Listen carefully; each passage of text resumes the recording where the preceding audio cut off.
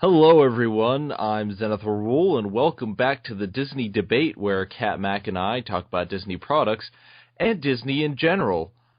How's it going today, Kat?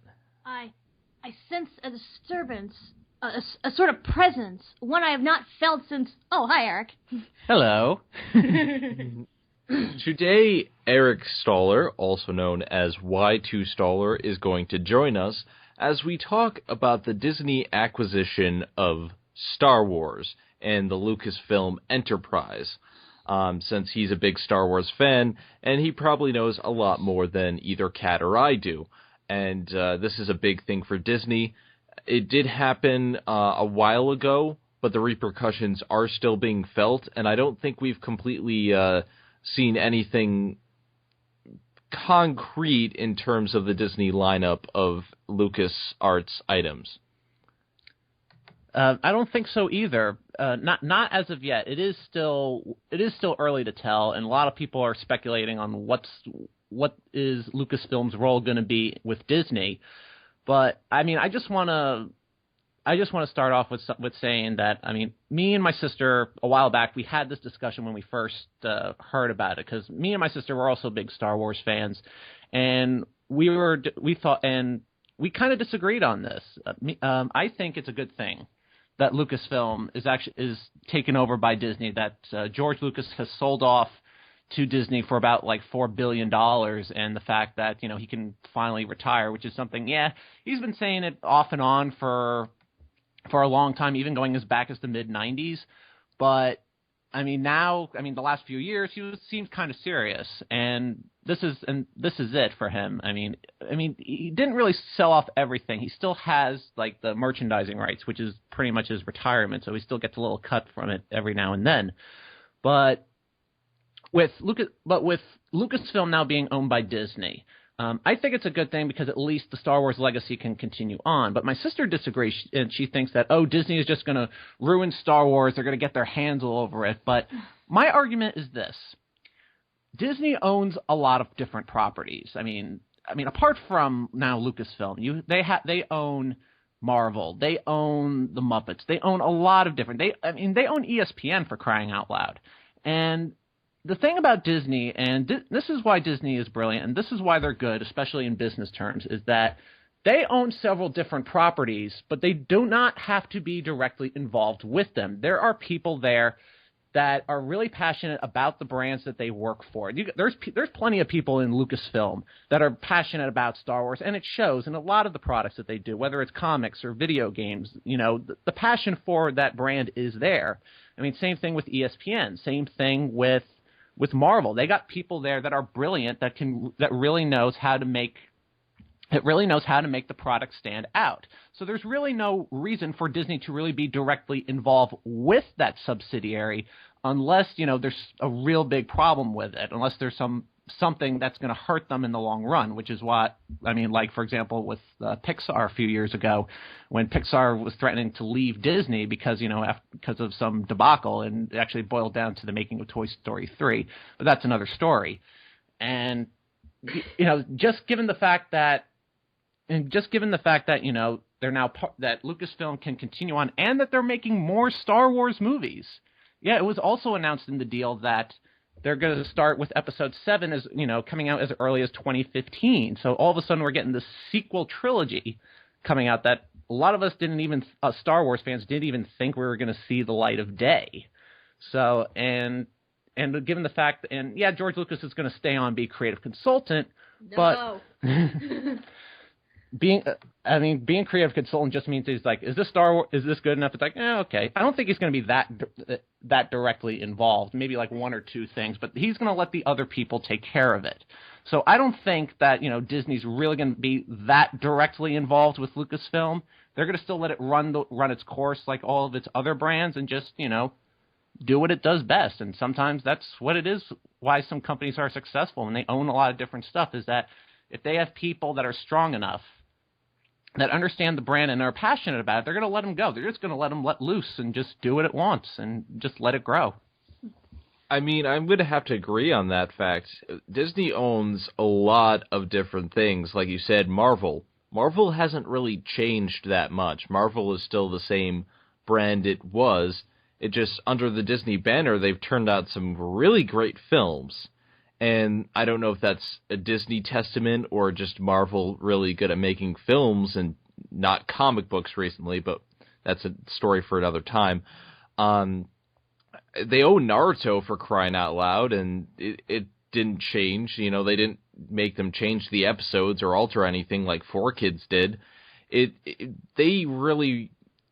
What Disney is good with other products is they market it, but they don't really go into it and directly change everything. Yeah, one of the things I like about Disney buying out Marvel is that they're a lot more organized and they plan ahead a lot more. Because if you look at films like was it the original Hulk or like the second Hulk or what was it or even like Green Lantern and all that, like the companies that own them will like set them up to be like the beginning of like these big trilogies, but if they don't show like the numbers, then the companies just dump them and they leave them as that. Whereas with Marvel and Disney, they at least, you know, have shown that yes, regardless of how well these movies do or don't do, we're still going to make these sequels, we're still going to have the crossovers and everything. Like they get you pumped for that. So even if you didn't have if you didn't even have a good view of the original like starring movies, like for instance, I didn't think Thor was that great, or like the second Hulk. At the same time, though, when you see that they're going to make another one and they promise like something better, you do get your hopes up a little bit more. It also helps when Disney also has a lot of money that can do that they can just throw around and that too. Like they actually have the means to actually go big, which they showed with the Avengers. And the thing with the Avengers is that say what you will about like Thor and the Incredible Hulk movie. I haven't seen that one, but all of them were at least solid. They were all watchable. You know, you had some that were really good and better than the others. I thought Captain America was probably the best individual, but there was not really a dud among them, and a lot of that is to attribute from the marketing. That they really pushed these films. I was working at Dunkin' Donuts when Captain America came out, and we were given Captain America shirts and everything as promotion for the film. Disney over the years always does a brilliant job with its marketing. They really know how to target their audience. Like, I mean, they've kept connections with Dunkin' Donuts and McDonald's and all these different fast food chains over the years. You know, apart from that, they know how to market. They know how to market their stuff, and they know that there's a market. They know that it's a strong brand that they are able to, you know, particularly for kids, because that's what Disney does. They do a lot of stuff for kids. Not saying they don't do a lot of stuff for adults, but let's face it, some of it has adult appeal, like Star Wars and Marvel. But the thing with Disney is that they really know what they're doing. They know how to market their stuff. They've been doing it for a while, and they see Lucasfilm as just something that, you know, that continues on. For crying out loud, there's a ride in Disney World in Disneyland called Star Tours. I mean, yes, it's a very small feint in the interest of Star Wars, but I mean, it's something that kids like. It's something adults like. It's something that, you know, that's entertaining, and they're willing to go with it. And that's, I think, a big point of why Disney decided to buy Star Wars. Disney is geared towards children mostly, but they tend to have mass appeal. They tend to have something that the whole family can want to watch. And Star Wars is something that everyone can latch onto. I've seen, you know, people in their 50s and 60s really like into Star Wars, and young kids dressed up as the characters. It's something that can transcend just one age group. And I think Disney saw this and saw potential in the fact that Star Wars could be this family-friendly enterprise. Mm-hmm. Frankly, I think I think that Lucasfilm should be like really grateful that Disney bought them out, because now they can actually do Star Wars right. Because seriously, like George Lucas pretty much has been milking the franchise dry and then beating it into the ground with a special effects lightsaber.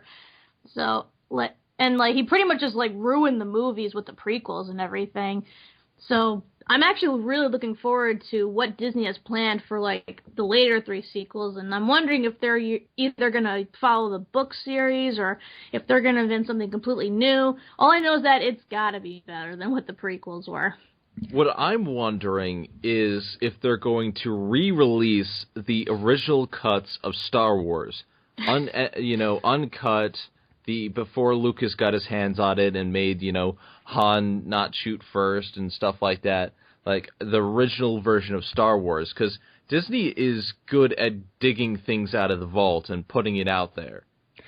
Yes, Disney is very good with that. That was something that was brought up with different discussions all over the internet, is that are they going to re-release, the original cuts of the film? And in some respect, and I mean, there's rumors saying, oh, it no longer exists, or they do have it, they just don't want to. And I mean, it is something that Disney would want to do, but I don't know if it's going to be immediate. It might be somewhere. It could be if they were to do it, it would be somewhere down the line, probably maybe after the release of either all 3, like Star Wars Episodes 7, 8, and 9, or even after the release of Episode 7. Just to see if would people still be going to see Star Wars? I mean, as far as what they're going to do with the this new trilogy is concerned, I mean, at first I was a little bit nervous because there is so much material in the Star Wars expanded universe.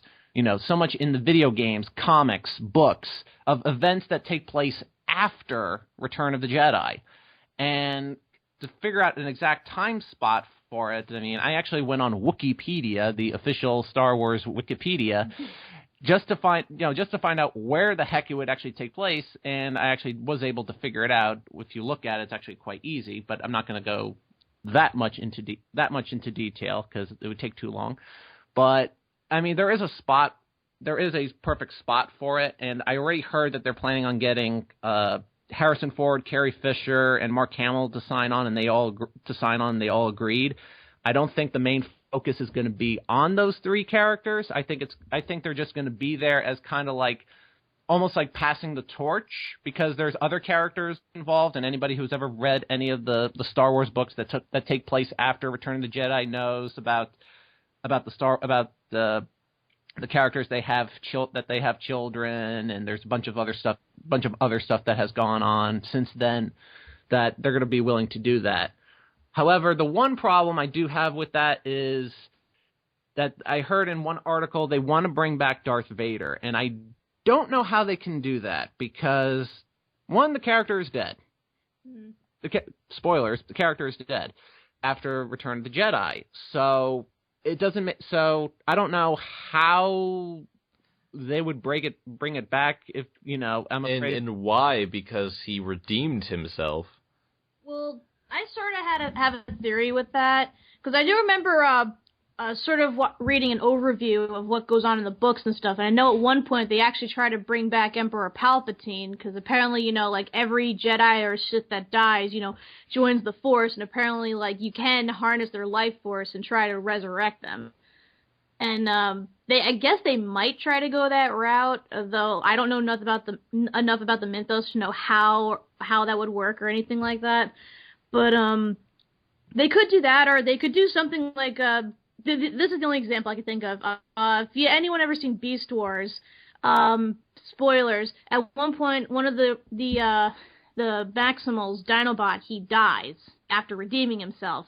But he's later resurrected after Megatron cuts one of the robot's sparks in half, and somehow that resurrects his being, but he has no memory of his previous life.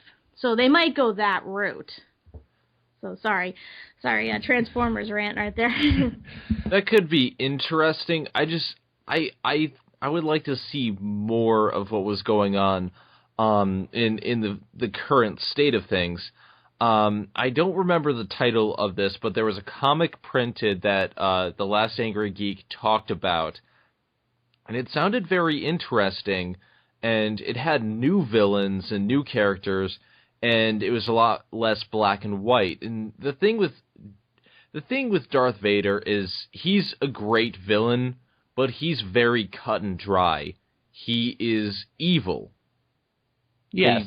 He is the embodiment of evil. There's the dark side, the light side. There isn't really too much gray in between, and we don't get the prequels. I'm not even counting in this. We don't get a good explanation of why he turned evil. Yeah, I mean, we get a vague explanation as to why he turned evil, but it's kind of far-fetched. I mean, it sort of makes sense, but I think the way they presented that in episode 3 was kind of weak per se. More than just kind of. But yeah. This is Disney's chance to present us with a villain that is complex. And I know Disney can do this. Just look at Claude Frollo, from Hunchback of Notre Dame. He's one of the all-time great Disney villains. And this is something that could work in the Star Wars universe. Yes, absolutely. I mean, in fact, actually, in one of the Star Wars Expanded Universe novels, there is actually a Jedi Master who explains to one of the Skywalker kin that there is no light side and dark side of the Force. There is no good and evil. It's just whatever it is you want to do with it. And they actually did play around with that at one point in the story. This was like a couple of years ago, but they have played around with it before in the past, and Lucasfilm could expand a little bit on that if they were to go that route with this new villain. Also, in addition to the films, I think we could also have expanded content. Not just more books, but maybe adaptations of the books into HBO miniseries or something like that, because there's definitely a lot of content that they have on their disposal. There's a lot of content that they have at their fingertips here. They have Lucas Books, so they can adapt any of the books or the comics or any of this media, and they can work with it. Also, they own Skywalker Sounds and Industrial Light and Magic, so they can utilize a lot of this to their advantage. Yes, absolutely. It's funny that you mention about doing adaptations of the books, doing live action stuff. I mean, back in 2005, when Revenge of the Sith came out, there was plans for a live-action Star Wars TV series, which never really got off the ground. And now that Lucas has a lot of financial backing with Disney, there's a good chance that we could see, if they really wanted to revamp, the Star Wars brand, they really could try and get that back on track again. And something that I've been wanting to see. I mean, from what I hear, the live-action series was supposed to be that it was going to take place between episodes 3 and 4, after Revenge of the Sith, before Star Wars: A New Hope, or the first Star Wars. So, with now Disney owning Lucasfilm, they could easily get that show back on track, because I want to see what they're going to do. And they said that Darth Vader was going to be in it, make a cameo in one episode, and there was going to be a whole bunch of stuff going on. I mean, it could be like the last remaining Jedi trying to survive, but it could be very interesting, especially like if we could have 10 seasons of Smallville, which I enjoyed Smallville for a while, but it kind of got old. But if we could have 10 seasons of that and 4 seasons of Heroes, why not give a chance to something like this? Because people are interested in that sort of thing. Just look at Once Upon a Time. That's a really good idea of how people are latching on to these fantasy concept TV shows. Oh, yes. I mean, especially because I've been following you around and you've been mentioning quite a bit of that. So now I'm actually somewhat intrigued. But But I mean, yeah, I agree. I mean, yeah, Smallville lasted like 10 seasons. I mean, I totally agree that, they could do a live action Star Wars and make it last that long. I mean, enough with those Star Wars Clone Wars crap already. I mean, We've seen the Clone Wars how many times now? But it's how much more of the Clone Wars. It's not so much that. It's so much how much more of the Clone Wars can you actually do. I mean, there's now two Clone Wars animated series now. The and only a movie. Yeah, but the only Clone Wars animated series I only recognize the Gennady Tartakovsky series, and that's it. That's a good one. This is just milking it more for what it's worth. And Anakin has a Padawan, which makes no sense. And I'm like, what? Yeah. I honestly, I glance at those every now and again because my sister likes to watch all those really stupid, crappy Star Wars stuff. So, I know generally what goes on, and it makes me shake my head. It really makes me. And why is Darth Maul alive again? But I'm going on a rant here. I took one look at the commercials for some of these things, and, I saw the original Clone Wars cartoon that was on Cartoon Network. That was good. And then you see the commercials for this stuff, and it's Anakin's apprentice holding a baby. Why? I don't know. This isn't Star Wars. I don't care if you have the same voice actors from the first animated series. It just stop it. It's like going from Sonic Sat AM to Sonic Adventures. It's like going backwards. And that's no good.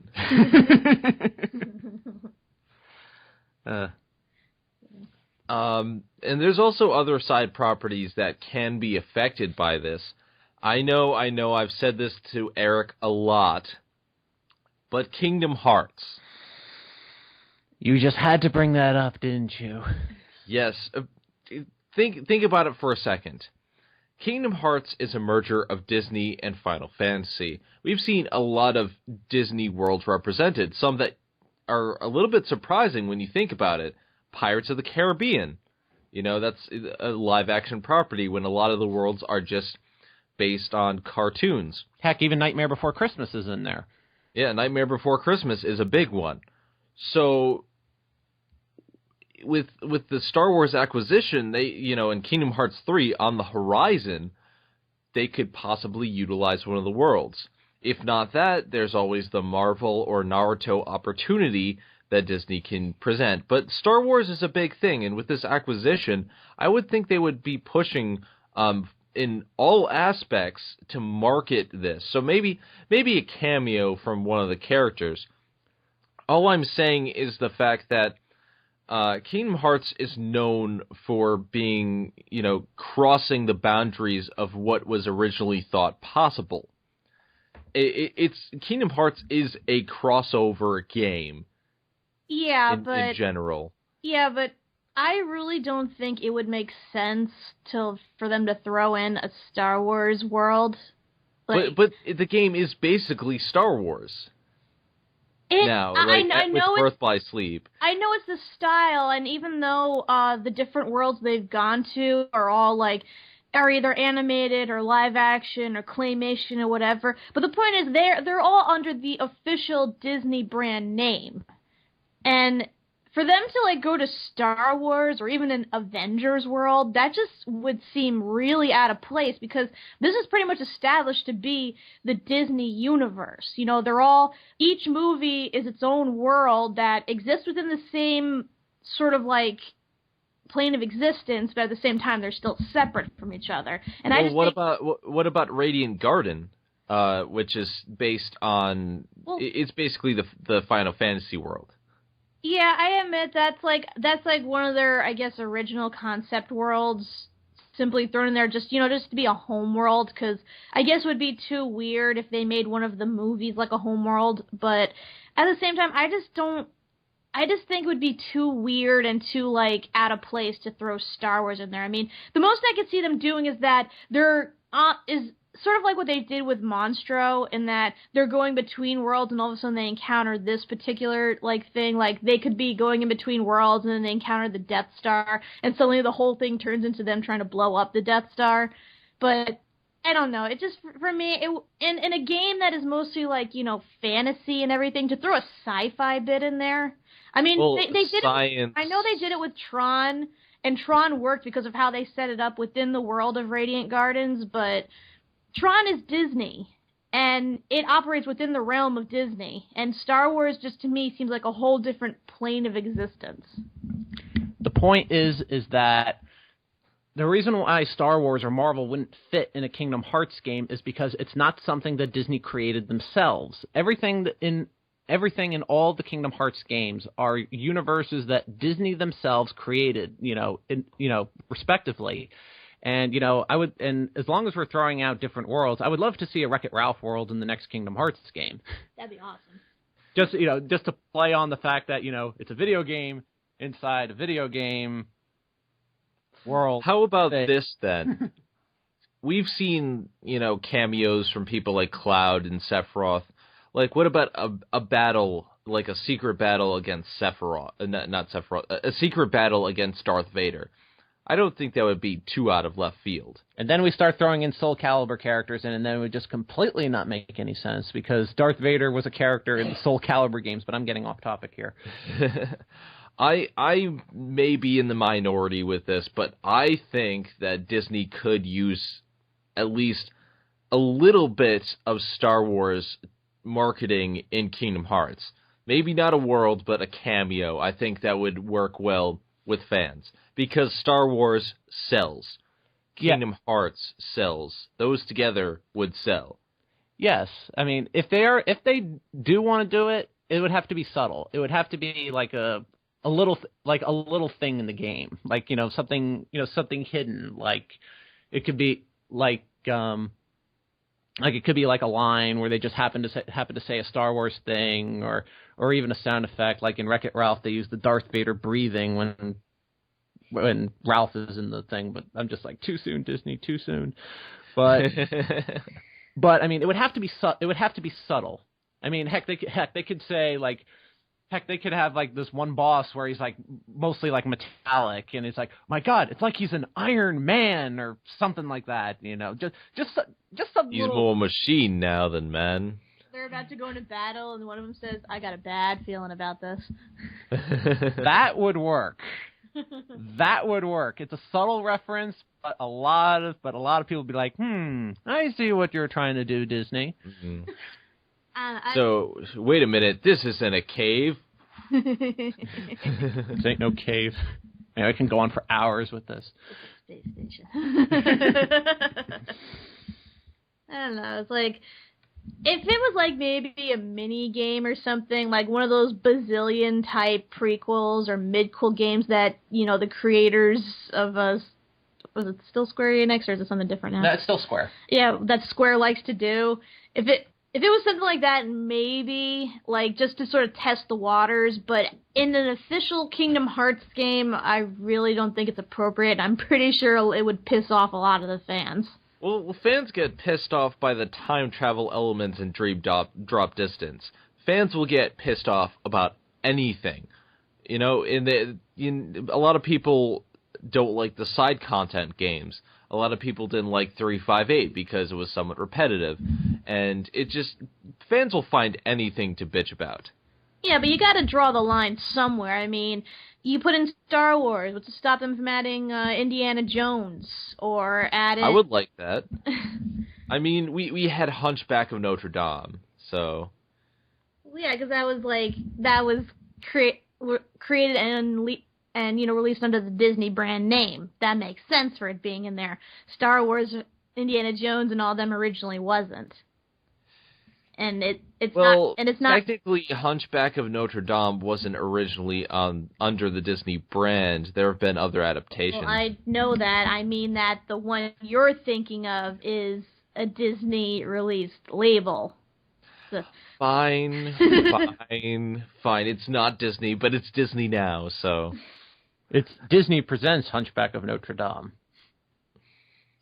And now it's Disney Presents Star Wars. All right, I will say this. We've gone too far with the Kingdom Hearts when if I start seeing Peter Pan flying into the trench of the Death Star trying to blow it up, Okay, that would be stupid. That would be surreal, but... And then an X-Wing comes in and helps out Peter Pan with the pirates. That would be going too far. That would be Peter Pan, the live-action one that I didn't like, levels of surreal. I'm sorry, I just can't wrap my head around that concept. It's just... It's basically fan fiction. Yeah, that's what it is, fan fiction. But Kingdom Hearts is also basically fan fiction. Yeah, but it's fan fiction that works.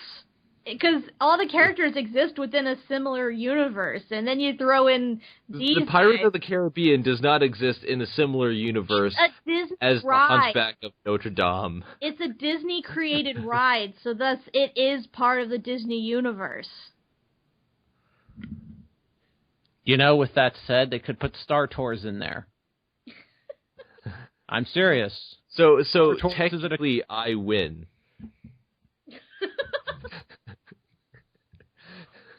Well played, Zenith. Well played.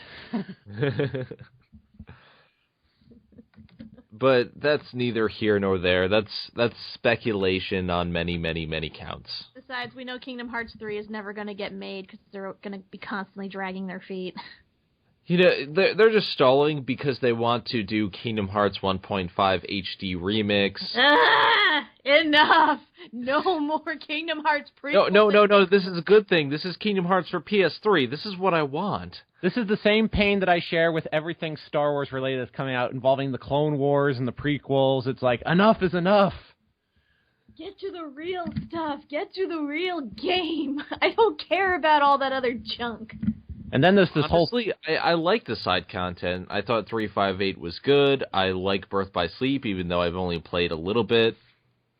And I haven't played the other 2 games that have come out, so. I don't know, I tried playing Chain of Memories, and, yeah. Well, Chain of Memories was bad because of the battle system. The other games have really good battle systems. I don't know. You didn't need to play Chain of Memories to get into Kingdom Hearts 2. Birth by Sleep you kind of have to play to understand the entire series. I don't know. Just give me my Kingdom Hearts 3 and I'll be happy. And no Star Wars. Yes, Star Wars. No. But anyway, we've been off topic. So yeah, Disney has Star Wars now, and there's a lot of different possibilities. I personally think this is a good move on both counts, and I think that with this we can finally have the Star Wars experience that we've yearned for the past 25 years. They got good people that work at Lucasfilm that are passionate about the brand, that come out with some pretty good stuff. I mean, especially with the video games. I mean, yes, the last real Star Wars game was like Force Unleashed. I mean, the first one was good. The second one, not really as good. The first one was supposed to be canon. The second one, I don't think they're actually doing that. Yeah, but I mean, there's another one, Star Wars 1313, but they're still going to keep on going with that. That's kind of intriguing. I mean, there's rumors that it could be maybe it's Boba Fett, the origin story of Boba Fett, but we don't know. But as far as with Disney's involvement with Lucasfilm, they're just going to let Lucasfilm do what they do. Kathleen Kennedy is now taking over the reins from George Lucas. She's now the president of Lucasfilm, which makes sense because Kathleen Kennedy is a well-known producer. She's worked with George Lucas and Steven Spielberg over the years, so she knows exactly how to put out good stuff, what to back and what not to back. So I mean, Lucasfilm is in good hands. So it's going to continue on, and I mean, like I said, Disney doesn't really have to get involved unless it absolutely has to. And right now, just let it run its course. Personally, I'm pretty optimistic for the future. I mean, you saw what Disney did with Marvel, and they finally gave us the crossover movie we always wanted. So I'm hoping that with time and with the right amount of talent and resources, they're able to give us the Star Wars sequels that we've been yearning for all these years. So, fingers crossed. So, in the end, I think we can all agree that there is hope in the future of Star Wars. We will see in a few years whether or not that hope will be realized, but more Star Wars is always better than no Star Wars. But good Star Wars is always better than bad Star Wars. Or mediocre. And 2 rights make a left. But anyway, guys, this has been our discussion on the Disney acquisition of Star Wars. We will keep a lookout on all the major Disney news, and if they do acquire My Little Pony, like that everyone's been saying, we'll talk about it. I don't think it's going to happen. If they acquire something else, we will discuss it and see what our opinions are on the matter. Bet you can't make a face crazy. Hear that?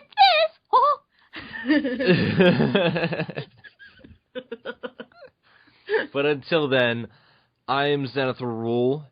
This is my good friend, Y2 Staller, and this is Kat Mac. If you have any comments, criticisms, or suggestions, or any Disney-related news, or anything for us to discuss, just let us know at zenithrule.blip.tv, twitter.com/zenithrule, twitter.com/EphraimTRabbit, and twitter.com/Y2Staller, or you can follow us at Facebook at facebook.com/zenithrule, facebook.com/catmac, and facebook.com/EricStaller. And you can also check out our fan pages, facebook.com/TheDisneyDebate, and facebook.com/TeamDieZenith. And follow us, interact with us. We want to know your opinions on the Star Wars news and everything else involving Disney. And we will see you guys next time. But until then, I'm Zenith Rule. I'm Y2 Staller. And I'm Kat Mac /EphraimTRabbit/CatTCritic. And this is why Kingdom Hearts should have Star Wars in it. No! No! But yes, may the Force be with you all. TTFN, ta-ta for now. These are the droids you're looking for. Thank you for watching the Media Meltdown. Don't forget to like, comment, and subscribe for more awesome videos. And if you like what you see, show your support on the Patreon page at patreon.com/Media Meltdown. See you all next time on the Media Meltdown.